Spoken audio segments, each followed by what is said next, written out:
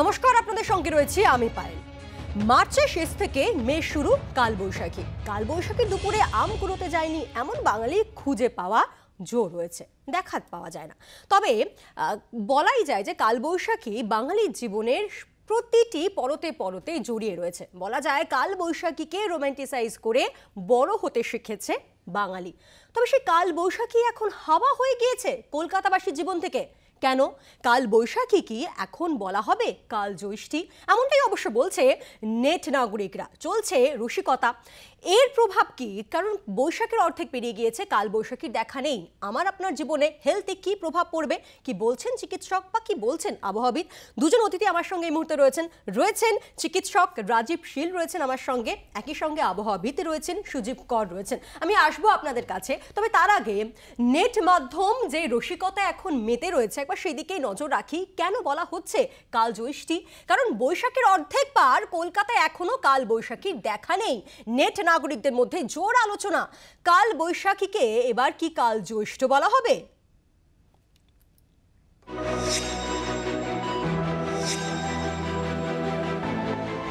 গরমকালের বিকেল, খোলা ছাদ আর দহন ভুলিয়ে দেওয়া কালবৈশাখী। বহুদিন পর বৃষ্টিতে ভিজে নেওয়ার আনন্দ। বাঙালির জীবনের সঙ্গে প্রতি পরতে জড়িয়ে কালবৈশাখী। নজরুল ইসলাম লিখেছিলেন, এলে হেথা কালবৈশাখী, মরা গাঙে যেত বান ডাকি, বদ্ধ জাঙাল যাইতো ভাঙিয়া, দুলিত এদেশ টালমাটাল, শ্মশানের বুকে নাচিত তাথই জীবন, রঙ্গে তাল বেতাল। প্রচণ্ড গরম থেকে রাজ্যবাসীকে রেহাই দিতে আসে কালবৈশাখী। বছরে গড়ে প্রায় ৮ থেকে ১২ বার। এবার ছবিটা একেবারে আলাদা। এপ্রিলের শেষ দিনেও কলকাতায় কালবৈশাখীর দেখা নেই। শুক্রবার রাজ্যের কয়েকটি জেলায় ঝড় বৃষ্টি হয়েছে, কিন্তু ছিটে ফোঁটা। সোশ্যাল মিডিয়ায় রসিকতা, কালবৈশাখীর গেস্ট অ্যাপিয়ারেন্স, বৃষ বলার আগেই বৃষ্টি শেষ। কিন্তু কালবৈশাখীর গোসা হলো কেন? আবহাওয়াবিদরা বলছেন কয়েক বছর ধরেই বার্তা দিচ্ছিল কালবৈশাখী। এবার তার প্রতিফলন স্পষ্ট হয়েছে। এই যা 2010 থেকে 2015, এই 5 বছরে প্রতি বছর গড়ে 11 বার কালবৈশাখী হয়েছে। 2016 থেকে 2021 এই সময়কালে প্রতি বছর 8 বার কালবৈশাখী হয়েছে। অর্থাৎ কয়েক বছর ধরেই কলকাতায় কালবৈশাখীর সংখ্যা কমছে, তা পরিসংখ্যানেই স্পষ্ট।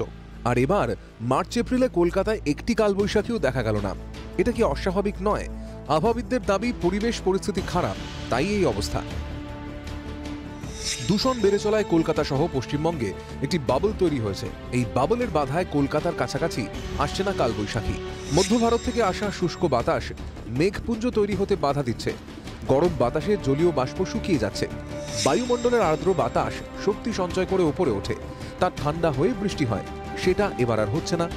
পশ্চিমবঙ্গে বাতাস উত্তর পূর্বমুখী হয়ে সিকিমের দিকে চলে যাচ্ছে। কালবৈশাখীর অনুকূল পরিস্থিতিই তৈরি হচ্ছে না।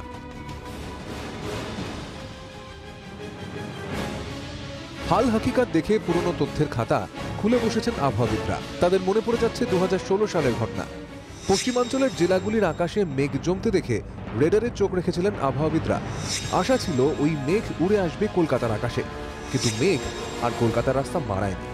দীর্ঘ 34 দিন কালবৈশাখী পায়নি কলকাতা। আর এবারও বারে বারে ধরাছোঁয়ার বাইরেই থাকছে কালবৈশাখী। ব্যুরো রিপোর্ট, জি24 ঘন্টা।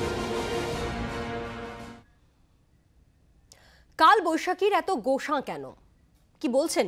সুজীব কর রয়েছেন আমাদের সঙ্গে। সুজীব বাবু, অ্যাকচুয়ালি বিষয়টা দেখুন, কালবৈশাখী হওয়ার জন্য যেটা দরকার হয় সেটা হচ্ছে ছোটনাগপুর মালভূমির ওপরে একটা নিম্নচাপ তৈরি হবে, অথবা আমাদের পশ্চিমবঙ্গের পশ্চিমের জেলাগুলোর উপরে নিম্নচাপ তৈরি হবে। সেই নিম্নচাপের আকর্ষণে প্রচুর পরিমাণে জলীয় বাষ্প প্রবেশ করবে এবং তার ফলে আলটিমেটলি কিন্তু এই ঝড় এবং বৃষ্টি। কিন্তু ঘটনাটা হচ্ছে 1983 সালের পরবর্তী সময় থেকে ভারতের জলবায়ুটা খানিকটা মানুষের কার্যাবলীর মধ্যে চলে এলো। মানুষ নিয়ন্ত্রণ করতে শুরু করলো। ভারতের জলবায়ুতে মূল যে এফেক্টটা পড়ে সেটা হচ্ছে উত্তর পশ্চিম ভারতে অবস্থিত থর মরুভূমির। সেই থর মরুভূমি অঞ্চলটাকে আমরা নষ্ট করে ফেলেছি বৃক্ষরোপণের দ্বারা। আমাদের কাছে একটা লক্ষ্য ছিল যে মনে হয় প্রচুর বৃক্ষরোপণ করে দিতে পারলে যে কোনো জায়গার জলবায়ুকে সঠিক করে দেওয়া যায়। কিন্তু বেসিক্যালি এই বৃক্ষরোপণ আলটিমেটলি আমাদের কাছে একটা কাল হয়ে এলো। আজকে আপনারা যে কালজ্যৈষ্ঠী বলছেন, নামটা সত্যিকারে খুব ভালো হয়েছে হয়তো সিলেকশন করা, কিন্তু বেসিক্যালি এটা মানুষের একটা কাল হস্তক্ষেপ, যার ফলে আলটিমেটলি কিন্তু আমরা বৈশাখ মাসে মাঝামাঝি সময়ে এসেও আমরা কিন্তু কালবৈশাখীর দেখা পাচ্ছি না। এখন এই উত্তর পশ্চিম ভারতে নিম্নচাপ তৈরি হচ্ছে না বলে ভারতের বিভিন্ন জায়গাতে নিম্নচাপ হচ্ছে। এই মুহূর্তে ভারতের মধ্যভাগে নিম্নচাপ ছিল এবং ছিল উত্তর পূর্ব ভারতে। সেই নিম্নচাপ দেখুন আস্তে আস্তে যেই সরতে শুরু করেছে, আমরা কিন্তু গতকাল থেকে আস্তে আস্তে ওয়েদারটাকে খানিকটা চেঞ্জ হচ্ছে দেখতে পাচ্ছি। বেসিক্যালি এখন যে ঘটনাটাতে এসে আমরা পৌঁছেছি সেটা হচ্ছে পুরোটাই নিম্নচাপ নির্ভর ভারতের জলবায়ুতে পরিণত হচ্ছে। আমরা কিন্তু গত বছরও আপনারা দেখবেন যতবার মনসুন রেন আমরা পেয়েছি বা মনসুন সিজনে যতবার রেন পেয়েছি সবটাই হয়েছে কিন্তু নিম্নচাপের প্রভাবে, কোনোটাই সরাসরিভাবে মনসুন রেন ঘটেনি। এবং এবছরও আমরা কিন্তু স্বাভাবিকের থেকে অনেক বেশি পরিমাণে বৃষ্টিপাত পাবো। আমরা যেমন প্রচণ্ড দাবদাহে বারবার চাতক পাখির মতো চেয়েছিলাম যে কখন একটু বৃষ্টি আসবে, হয়তো সোমবারের পর থেকে এমন একটা সিচুয়েশন তৈরি হবে যখন আমাদেরকে বারবার মনে হবে যে কবে একটু বৃষ্টিটা থামবে। অর্থাৎ বৃষ্টিও কিন্তু এবছর প্রচুর বেশি হবে, কিন্তু সেই বৃষ্টির স্বাভাবিক যে ছন্দ, প্রকৃতির স্বাভাবিক যে নিয়ম, সেই নিয়মের অনেকটা পরিবর্তন ঘটিয়ে কিন্তু বৃষ্টিটা ঘটতে চলেছে। এটা ইন্ডিকেট করছে যে একদিকে সমগ্র পৃথিবীব্যাপী জলবায়ুর পরিবর্তন, আর একদিকে ইন্ডিকেটেড হচ্ছে যে সঙ্গে বিশ্ব উষ্ণায়ন এবং তার সাথে সাথে সমগ্র পৃথিবীর জলবায়ু পরিবর্তন। কিন্তু ভারতের জলবায়ু পরিবর্তনটা প্রাকৃতিক পদ্ধতির থেকে মানুষের হস্তক্ষেপ, ভুল পরিকল্পনার দ্বারা বেশি ঘটেছে। এই যে স্বাভাবিক ছন্দে নয়, প্রকৃতির স্বাভাবিক ছন্দে নয়, যে সময় বৃষ্টিটা দরকার সে সময় হচ্ছে না, পরের দিকে হচ্ছে বা আগের দিকে অনেক পরিমাণে হয়ে যাচ্ছে। এই যে একটা ওয়েদারের খামখেয়ালিপনা, এটাতে এই আমার উপর, আপনার উপর, আমাদের উপর কি এফেক্ট হবে ডক্টর শীল? না, এখন এই যে যেটা উনি বললেন সেটা খুব সত্যি কথা যে এত গরম আর এত গরম এই বেশ কটা দিন গেল, আর এখন এরপরে যেটা শুরু হবে এত বৃষ্টি আর এত বৃষ্টি। এটা টোটাল ডিফারেন্স অফ টেম্পারেচার। এখন এত গরমের মধ্যে সে বাচ্চা থেকে বুড়ো অবধি যত রকমের প্রবলেম হয় প্রত্যেক বাড়ি হয় এবং প্রত্যেকবার হতে পারে, সেইটাকে এই গরমের জন্য যেটা করা উচিত সেটা তো আমি আগের বারেও বলেছিলাম, এবারেও বলছি যে খুব বেশি পরিমাণে যেমন বাচ্চাদেরই এখন তো খুব ভালো কথা যে স্কুলের টাইমটা চেঞ্জ হয়ে গেছে, হ্যাঁ, এবং তারা বাড়ির থেকে জল নিয়ে যাবে, বাইরের খাবার একদম খাবে না, সে বাচ্চা থেকে বুড়ো পর্যন্ত সবাই। 2 নম্বর, যারা অফিস যাচ্ছেন, যারা সমস্ত কাজে বেরোচ্ছেন, তারা নিজেদের জলটা দয়া করে ক্যারি করবেন নিজেরা এভরিডে, এবং যখন জল শেষ হয়ে যাবে আবার যেখানে পারবেন ভালো জল নিয়ে নেবেন। আর যেটা মেন দরকার সেটা হচ্ছে যে কি জামা কাপড় পরে বেরোচ্ছেন, এই একেবারে লাইট কালারের, ধরুন সাদা বা ক্রিম কালারের বা লাইট ব্লু কালারের জামা বা প্যান্ট পরাটা খুব ভালো, এবং এই গরমেতে সেটা খুবই দরকার।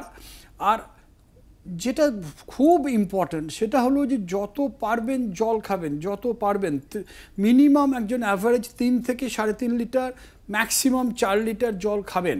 আর কে কোন কাজ করছে তার উপরে ডিপেন্ড করছে। যে আমি সকালবেলা বেরোলাম, বেরিয়ে তারপরে আমি চেম্বারে ঢুকলাম, চেম্বারে ধরুন এয়ার কন্ডিশন আছে, আবার তারপরে কাজে বেরোচ্ছি বা নানা পেশেন্ট দেখতে যাচ্ছি, আমার এক ধরনের জলের রিকোয়ারমেন্ট সারাদিনেতে।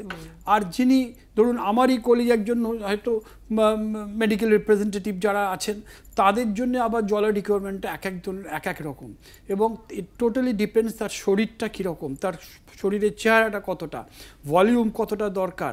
সবাই ভাবেন যে অনেক জল খেলে কাজ হবে, না। একটা অ্যাভারেজ লোকের ধরুন 45 থেকে 55 কি 60 যদি কেজি ওজন হয়, মিনিমাম 3 লিটার জল খাওয়া উচিত, ম্যাক্সিমাম 4 লিটার জল, এইটা কিন্তু ইনক্লুডিং চা, ফ্রুট জুস, তারপরে আপনার কফি, হোয়াট এভার, অ্যান্ড এমনি আপনার কোনো স্যুপ, এসব চলতে পারে।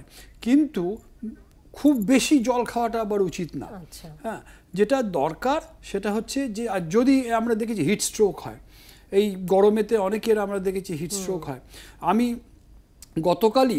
গতকাল হয়েছে, লামাটিনের সামনে দিয়ে আমি গাড়ি চালিয়ে যাচ্ছি, হঠাৎ দেখি একজন সার্জেন্ট তিনি রাস্তায় বসে পড়েছেন আমার সামনে, আমি সিগন্যালে দাঁড়িয়েছিলাম, আমি গাড়ির থেকে নেবে তাকে আমার যে জলের বোতল ছিল তাকে আমি জলের বোতলটা দিয়ে বললাম আপনি এটা খান, হ্যাঁ, এবং তাকে 5-7 মিনিট দেখে তারপরে আমি উঠলাম। এইটা কিন্তু খুব জরুরি দরকার যে তখন ওই স্কুল থেকে নিয়ে গিয়ে তখন ওনাকে ভেতরে নিয়ে গিয়ে বসিয়ে একটা ছায়াতে বসিয়ে এই ট্রিটমেন্টটা, ম্যানেজমেন্ট অফ দিস ডিহাইড্রেশন, এই হিট স্ট্রোক জন্য যেটা হয় সেটাকে যদি আমরা সঙ্গে সঙ্গে করতে পারি মানুষের কিন্তু খুব তাতে ভালোই হবে, কোনো খারাপ হওয়ার কোনো প্রশ্ন নেই।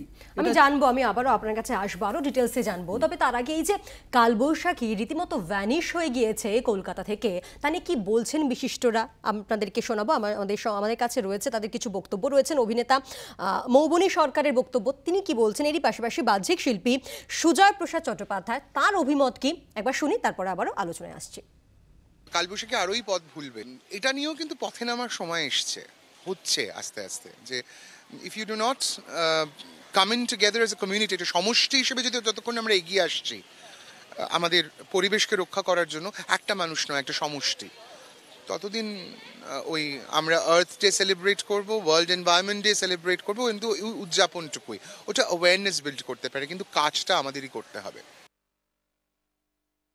কালবৈশাখীকে ডাকছি মন থেকে, প্রাণ থেকে, কারণ ওই যে একটু বৃষ্টির মধ্যে নাকি ডিস্ট্রাকশন রয়েছে, আর সেই ডিস্ট্রাকশনের মধ্যে নতুন প্রাণের বীজ রয়েছে।